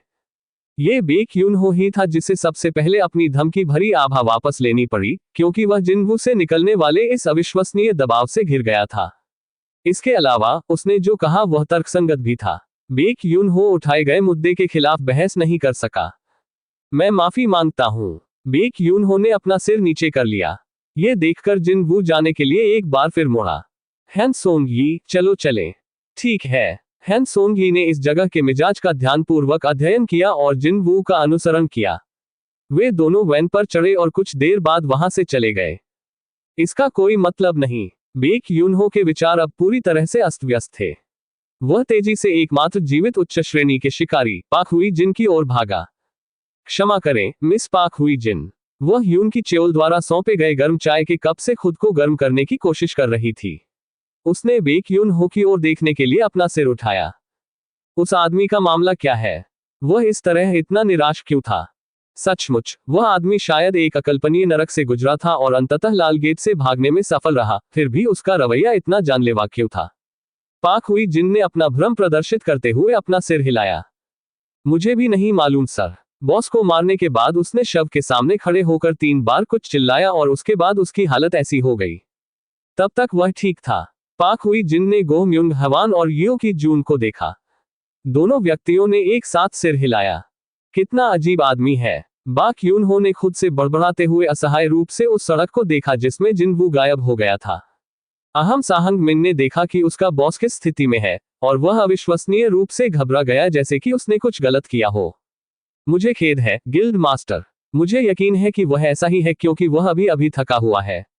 वह बुरा व्यक्ति नहीं है, मैं आपको विश्वास दिलाता हूं। कम से कम मेरा मानना है कि वह नहीं है।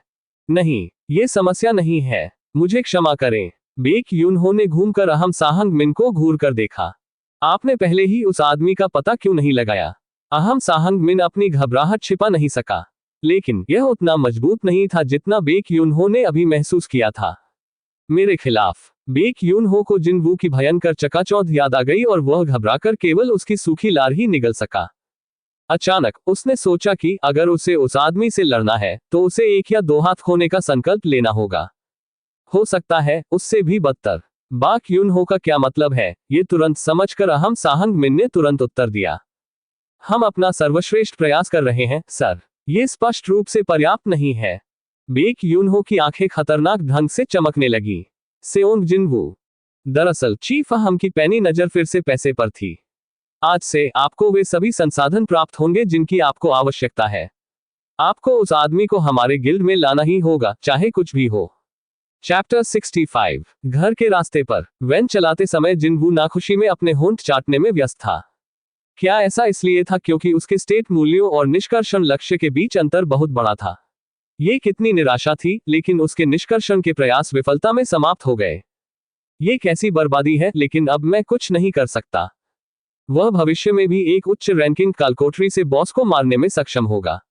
अब जो महत्वपूर्ण है वह ये है कि उसके कौशल के स्तर को शीघ्रता से इतना ऊपर उठाया जाए ताकि वह एक और मौका न चूके। समतल करना। अब ये कुछ ऐसा था जिसमें जिनवू ने उत्कृष्ट प्रदर्शन किया। और भी, जिनवू के हाथ ने थोड़ी देर के लिए स्टीयरिंग व्हील को छोड़ दिया क्योंकि एक सुंदर बहने वाली धनुषाकार ब्लेड वाला खंजर उसकी पकड़ में दिखाई दिया। आइटम: बारूका का खंजर। दुर्लभता: ए प्रकार खंजर, महान योद्धा बारूका द्वारा इस्तेमाल किया गया एक खंजर। इसमें वजन घटाने का जादू लागू किया गया है जिससे हथियार चलाने वाले की चाल पहले से भी अधिक चुस्त हो गई है। आक्रमण +110, एजिलिटी +10। खैर, वह पूरी तरह से खाली हाथ नहीं गया। ये वह खंजर था जिसका उपयोग बॉस कर रहा था। वहां 2 थे, लेकिन उनमें से एक टूट गया था, इसलिए उसने उसे फेंक दिया और शेष खंजर ले लिया। बारूका का खंजर। इसमें न केवल उच्च आक्रमण शक्ति थी, बल्कि इससे उसकी एजिलिटी भी बढ़ी।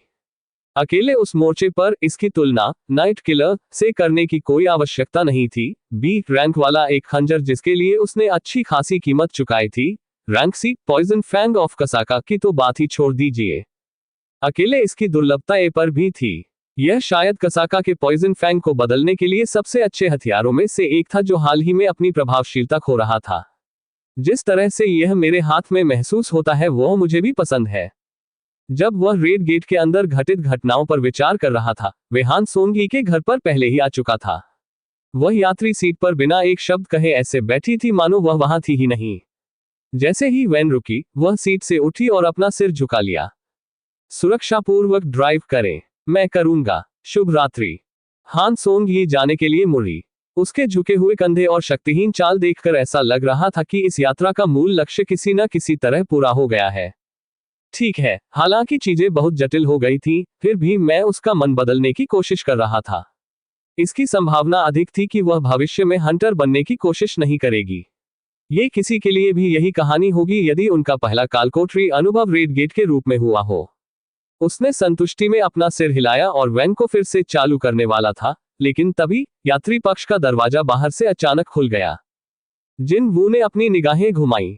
हैन सोंग ही वैन में लौट आई थी और दरवाजा पकड़े हुए थी। उसके साथ क्या मामला है? उसकी जिज्ञासा थोड़ी देर तक ही रही। हैन सोंग ही ने फिर से अपना सिर गहराई से झुकाया। इस बार वह पहले की तुलना में अधिक शांत दिख रही थी। हर चीज के लिए धन्यवाद भाई। उसे अब जाकर एहसास हुआ कि कुछ समय पहले वह जिस सम्मानसूचक शब्द से उसे संबोधित करती थी, वह आजुसी से भाई में बदल गया है। निश्चित बात है, इसका जिक्र मत करो, क्षमा करें। कल नहीं, बाद में मिलते हैं। बाद में। इससे पहले कि वह उससे स्पष्टीकरण मांग पाता, हैन सोंग ही जल्दी से भाग गई। जब उसकी पीठ उसकी नजरों से ओझल हो गई तो क्या उसे एहसास हुआ कि वह किस बारे में बात कर रही थी। आज से वह बाकी छापे मारने के लिए फिर से यू जिनहो के साथ मिलकर काम करेगा। हान सोंग ही एक छापा मारने वाली टीम की सदस्य थी, इसलिए निश्चित रूप से वे बाद में एक दूसरे से फिर मिलेंगे। तो उसका यही मतलब था। हालांकि ये कितनी राहत थी। यदि इस घटना से आघात के कारण हान सोंग ही ने अपने घर से बाहर आने से इनकार कर दिया होता तो उनकी योजना बहुत बुरी तरह प्रभावित होती। इससे सबसे अच्छा काम हुआ। और अब वह रैंक सी कालकोठरियों को पहले से भी अधिक तेजी से साफ करने के लिए अपने छाया सैनिकों का उपयोग करेगा। उन्हें कम से कम समय में शेष छापों को खत्म करने का पूरा भरोसा था। इसके अलावा वह ये देखने के लिए इंतजार नहीं कर सकता था कि अपने छाया सैनिकों को भी कार्रवाई में देखने के बाद यू जिनहो की क्या प्रतिक्रिया होगी। उस आदमी यून की जून की प्रतिक्रियाएं वास्तव में अमूल्य थी, है ना? जिन वू ने धीरे से मुस्कुराया और इत्मीनान से स्टीयरिंग व्हील घुमाया। अगली सुबह अपार्टमेंट के फ्लोर से बाहर निकलते ही जिन वू ने शानदार ढंग से जम्हाई ली। उसने केवल थोड़ी देर के लिए अपनी आंखें बंद की, लेकिन अरे, यू जिनहो से मिलने का समय हो चुका था। महोदय बड़े भाई, सुप्रभात। उसने परिचित ऊर्जावान आवाज को उसका अभिवादन करते हुए सुना। यू जिनहो पहले से ही यहाँ इंतजार कर रहा था। तुम्हारे पास कार भी नहीं है तो तुम यहाँ कैसे आए? छापा मारने वाली टीम की पसंदीदा सवारी वैन की कमान कल रात जिन वू ने संभाली थी और वर्तमान में पास के अपार्टमेंट की पार्किंग में बड़े करीने से खड़ी थी। मैंने एक टैक्सी पकड़ी, महोदय बड़े भाई। एक टैक्सी? और यहाँ वह बच्चे को लाने के बारे में सोच रहा था। अरे नहीं, ये ठीक है महोदय बड़े भाई। मैं ही आपसे मदद मांग रहा हूँ, इसलिए ये सही है कि कम से कम मैं ही आपको इधर उधर घुमाऊं। यू जिनहो ने खुशी से मुस्कुराते हुए उत्तर दिया। आज की सुबह की शुरुआत अन्य दिनों की तरह ही हुई। यू जिनहो ने कुछ नया खोजा, और वह जिन वू के हाथ में रखी एक बेलनाकार चीज थी। यू जिनहो की जिज्ञासा एक पल में झलक गई। बड़े भाई, वह क्या है? ये। जिन वू रहस्यमय तरीके से मुस्कुराया। मैं आज इसे कालकोठरी के अंदर उपयोग करने जा रहा हूँ। अचानक ठंड ने यू जिनहो की पीठ पर आक्रमण कर दिया। क्या यह एक हथियार है जिसका उपयोग वह कालकोठरी के अंदर करने जा रहा है? बड़े भाई ने पहले भी कई असाधारण चीजें प्रदर्शित की थी, तो फिर आज वह कालकोठरी में किस तरह का भयानक हथियार ला रहा था? यू जिनहो पहले से ही काफी परेशान हो रहा था। यू जिनहो ने अपनी सूखी लार निगल ली और अंततः अपना दिमाग शांत करने के बाद अपना सिर उठाया। बड़े भाई, चलो चलें। जिन वू ने अपना फोन निकाला और किसी को फोन मिलाया। कोई तो है जिसे हमें भी साथ ले जाना चाहिए। माफ करें, कौन? अरे सोंग ही, यह मैं हूँ। पार्किंग स्थल पर हमसे मिले। हम एक साथ गेट तक चले गए। सोंग ही, क्या ये वह सोंग ही हो सकती है? जैसे ही जिन वू ने कॉल समाप्त की, यू जिनहो ने उससे पूछा। बड़े भाई, जिसे आप हमारे साथ ले जाना चाहते हैं, क्या वह हमारी टीम में हाई स्कूल की छात्रा है? जिन वू ने सिर हिलाया। हान सोंग ही यहीं पास में रहती है और उसका गंतव्य एक ही था, इसलिए वहां अलग अलग जाने का कोई कारण नहीं था। अब क्या वहां था? दुर्भाग्य से यू जिनहो ने इसे इस तरह नहीं देखा। हान सोंग ही, हाई स्कूल की वह सुंदर लड़की जिसके बाल जुड़े में बंधे हुए थे। वह पहले से ही उसका नंबर जानता है और उससे इतने दोस्ताना तरीके से बात भी कर सकता है। क्या बड़े भाई और उसके बीच प्रत्यक्ष से कहीं अधिक गहरा रिश्ता बन सकता है? निस्संदेह दूसरे आदमी के दृष्टिकोण से भी बड़ा भाई एक अच्छा लड़का था, खासकर जब वह एक राक्षस को पूरी तरह से चीरने के लिए खंजर के अलावा और कुछ नहीं इस्तेमाल करता है। हालांकि बड़े भाई को इसमें कोई दिलचस्पी नहीं होगी, लेकिन एक प्रभावशाली स्कूली लड़की के लिए ऐसे आदमी के प्यार में पड़ना कोई अजीब बात नहीं होगी। यू जिनहो ने सिर हिलाया। यदि यह मामला था तो उसे तुरंत कुछ सुनिश्चित करना था। बड़े भाई, क्या मुझे अब से मिस हान को भाभी कहना चाहिए? क्या यह आदमी बिस्तर से गिर गया और उसके सिर पर चोट लगी या कुछ और? जिनवू की टेढ़ी मेढ़ी अभिव्यक्ति स्पष्ट रूप से यही संकेत दे रही थी। भले ही यू जिनहो आगे बढ़ने में बहुत तेज नहीं था, फिर भी उसे आसानी से इसका पता लगाने में सक्षम होना चाहिए। तुम दोनों डेटिंग नहीं कर रहे हो, वह मेरी छोटी बहन की दोस्त है। तो वही हुआ। यू जिनहो ने अंततः स्थिति को समझा। उसे पता भी नहीं था कि क्या हो रहा है, फिर भी वह उस लड़की को अपनी भाभी कहने की सोच रहा था। उसका चेहरा काफी लाल हो गया। जल्द ही हान सोंगी पार्किंग स्थल पर आ गई। इतना ही नहीं, वह आमतौर पर जैसी दिखती थी उससे कहीं ज्यादा अच्छे कपड़े पहने हुई थी। ये देखकर यू जिनहो थोड़ा मुस्कुराया। हाँ, वह निश्चित रूप से एक किशोर लड़की है जो अपने दोस्त के भाई और सभी के सामने अच्छी दिखना चाहती है। छापेमारी टीम के नेता के रूप में वह साथ ही छापेमारी टीम के सदस्य की अलमारी की पसंद की प्रशंसा करने के बारे में सोच रहा था, लेकिन फिर जिनवू ने पहले उसका अभिवादन किया। क्या आपको कुछ नींद आई? उस पल में यू जिनहो की अभिव्यक्ति कठोर हो गई। हान सोंग ही मुस्कुराए और अपना सिर हिलाया। मैं पलक झपकते ही सो गई। मुझे यकीन है कि आप अभी भी थके हुए हैं, इसलिए वैन में थोड़ा आराम करें। दो युवाओं की बातचीत सुनकर यू जिनहो की विचार प्रक्रिया और अधिक गड़बड़ हो गई।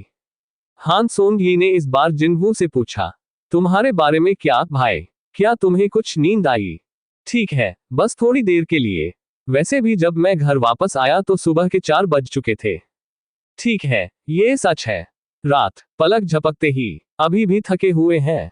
जब तक वह घर वापस आया सुबह के 4 बजे।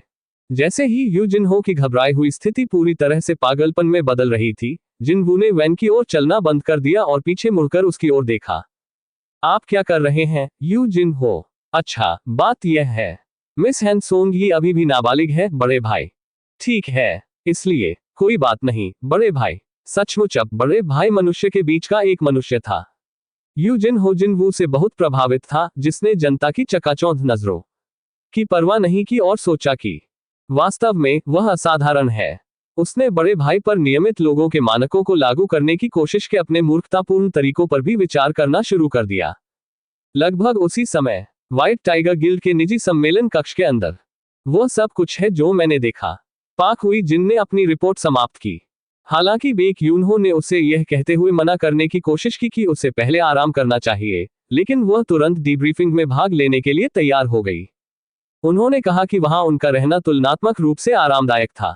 डीब्रीफिंग के दौरान बैठे दो व्यक्ति, गिल्ड मास्टर बेक यूनहो और अनुभाग प्रमुख अहम साहंग मिन, पूरी तरह से अवाक रह गए।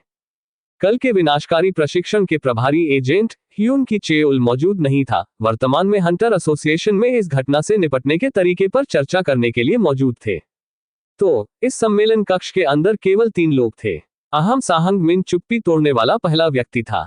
आपने हमें जो कुछ भी बताया, क्या वे सब सच है? आप गो म्यूंग हवान और यू की जोन से बात कर सकते हैं। वे मेरी हर बात की पुष्टि करेंगे। वे दोनों शिकारी यह कहते हुए तुरंत घर चले गए कि उन्हें अपने परिवार की याद आती है। पाक हुई जिनको 100% यकीन था कि उनकी और उनकी गवाही में कोई अंतर नहीं होगा। खैर, आखिरकार मैंने केवल उन चीजों का वर्णन किया जो मैंने देखी। जैसे कि जब वह आदमी आसपास नहीं होता था तो वह बीच बीच में दूर जंगल से आने वाले बर्फीले भालू की करुण चीखें सुनती थी, या जैसे जब वह आधी रात में अचानक जाग जाता था जब हर कोई गहरी नींद में सो रहा था तब पुशअप्स करना। उसने उन चीजों के बारे में बात करने की जहमत नहीं उठाई जिन्हें अन्य शिकारियों ने अनुभव किया होगा, जो उसे देखने को नहीं मिली। अहम साहंग मिन ने हौंफते हुए कहा, जो या तो आह या कराह हो सकती थी। सेओंग जिनवू ने एक ही हिट में रैंक के हंटर को हरा दिया। वह स्वतंत्र रूप से अलग अलग अंतरिक्ष जादू का उपयोग कर सकता था, और सबसे महत्वपूर्ण बात यह है कि उसने दर्जनों बुलाए गए प्राणियों को नियंत्रित किया। उनमें से हर एक निगलने लायक अविश्वसनीय चीजें थीं। और उससे भी ज्यादा चौंकाने वाली खबर ये थी, उसने ऊपरी स्तर की कालकोठरी को लगभग अकेले ही साफ कर दिया था। बेक यून हो ने अपनी चुप्पी तोड़ी और उस वाक्य को शब्द दर शब्द, शब्दांश दर अक्षर कहा। वह ऐसा कहने के योग्य था क्योंकि वह एस रैंक का था। अब यह उन सभी में से सबसे अविश्वसनीय बात है। निश्चित रूप से बुलाए गए प्राणी उसके साथ लड़े, लेकिन फिर शुरुआत में वे सम्मन उसके साथी नहीं थे। नहीं, वे बस सियोंग जिनवू हंटर के कौशल का एक हिस्सा थे। दूसरे शब्दों में, ये काफी हद तक सियोंग जिनवू द्वारा अकेले कालकोठरी को साफ करने जैसी ही बात थी। भले ही आप वास्तव में उच्च श्रेणी के शिकारी हो, उच्च श्रेणी की कालकोठरी को अकेले साफ करना अविश्वसनीय रूप से कठिन है। इतना ही नहीं, यह एक लाल गेट था बूट करने के लिए। क्या होगा यदि यह बेक यून हो था? शायद वह एकल रैंक बी रेड गेट हासिल करने में सक्षम हो सकता है, भले ही मुश्किल से ही सही। यह उपलब्धि केवल इसलिए हासिल की जा सकी क्योंकि हंटर सेओंग जिनवू दर्जनों सम्मनों को बुलाने और नियंत्रित करने में सक्षम था। अहम साहंग मिन बोलते समय स्तब्ध रह गया। इसमें कोई संदेह नहीं है कि वह एक अत्यंत दुर्लभ कौशल रखने वाला पुनः जागृत व्यक्ति है। बेक यूनहो सहमत हुए। एक शिकारी को किसी बुलाए गए प्राणी को नियंत्रित करते हुए देखना पहले से ही दुर्लभ है, लेकिन वह उनमें से कई दसियों को नियंत्रित कर सकता है। एस रैंक हंटर के रूप में काम करते हुए बेक यूनहो ने अनगिनत अन्य सक्षम हंटर्स से मुलाकात की थी और उनमें से कई से बात भी की थी, लेकिन उसने ऐसे कौशल के बारे में पहले कभी नहीं सुना था। एक पुनः जागृत व्यक्ति के पास एक दुर्लभ कौशल है जो हर दूसरे दुर्लभ कौशल की तुलना में दूसरे आयाम पर है। बेक यूनहो ने एक बार फिर अपनी प्रशंसा व्यक्त की। यहीं पर अहम साहंग मिन ने एक प्रश्न के बारे में सोचा। अगर हम मिस्टर सेओंग जिनवू की क्षमता का मौद्रिक संदर्भ में मूल्यांकन करें तो यह संभवतः कितना हो सकता है? यहां तक कि बेक यूनहो भी इसका उत्तर नहीं दे सके। हालांकि बिना किसी संदेह के इससे कोई फर्क नहीं पड़ता कि सेओंग जिनवू का वर्तमान मूल्य क्या था। जैसे ही वह पुनः असाइनमेंट परीक्षण से गुजरा, उसका मूल्य कई गुना अधिक बढ़ जाएगा। ऐसा होने से पहले उन्हें उसे साइन अप करने की आवश्यकता थी। इस घटना के कारण व्हाइट टाइगर गिल्ड पहले ही एक रैंक ए और कई रैंक भी खो चुका था। यदि वे इस समय सियोंग जिनवू नामक विजेता लॉटरी टिकट को सुरक्षित करने में विफल रहे, तो होने वाला नुकसान इतना गंभीर होगा कि उन्हें माफ नहीं किया जा सकता। मैं आप पर पूरा भरोसा रखूंगा, चीफ अहम। बेक यूनहो की आंखें विश्वास की रोशनी में चमक उठी। अहम साहंग मिन ने एक गरिमापूर्ण अभिव्यक्ति बनाई। ये तब था। बेक यूनहो और अहम साहंग मिन की निगाहें पाक हुई जिनकी ओर निर्देशित थी। उसने अपना हाथ थोड़ा ऊपर उठाया हुआ था। बेक यूनहो ने उससे पूछा, क्या आप हमसे कुछ पूछना चाहेंगे? दो व्यक्तियों का ध्यान आकर्षित करने के अपने मिशन में सफल होने पर उसने अपना हाथ नीचे किया और बोली, कृपया मुझे भाग लेने की अनुमति दें। क्या छापे दल के नेता की भर्ती? नहीं, मेरा मतलब है सेओंग जिनवू हंटर। बेक यूनहो और अहम साहंग मिन ने उसकी ओर देखने से पहले थोड़ी देर तक एक दूसरे पर नजरें डाली। स्काउटिंग और भर्ती के प्रभारी व्यक्ति अहम साहंग मिन ने अपना सिर झुका लिया। व्हाइट टाइगर गिल्ड में सभी में से मैंने सेओंग जिनवू के साथ सबसे अधिक समय बिताया है, इसलिए निश्चित रूप से उसके साथ मेरी जान पहचान उसे अपने साथ जोड़ने में उपयोगी साबित होगी। हकीकत में 6 घंटे हो गए थे, लेकिन लाल गेट के अंदर लगभग 1 सप्ताह हो गया। पाक हुई जिनका सुझाव बेक यूनहो और अहम साहंग मिन के दृष्टिकोण से तर्कसंगत लगा। इसके अलावा पाक हुई जिन एक सुंदर महिला भी थी। कोई यह कह सकता है कि किसी अन्य व्यक्ति को आकर्षित करते समय एक खूबसूरत चेहरे की शक्ति पूर्ण होती है। यह महसूस करते हुए कि गिल्ड मास्टर और अनुभाग प्रमुख के विचारों को प्रभावित किया गया है, पाक हुई जिन अंततः मुख्य विषय पर आ गए। हालांकि मेरी एक शर्त है, बेक यूनहो ने उससे पूछा। और वह क्या हो सकता है? जब सेओंग जिनवू हमारे गिल्ड के साथ साइन अप करता है तो कृपया मुझे उसकी रेड टीम में रखें, कोई सवाल नहीं पूछा जाएगा।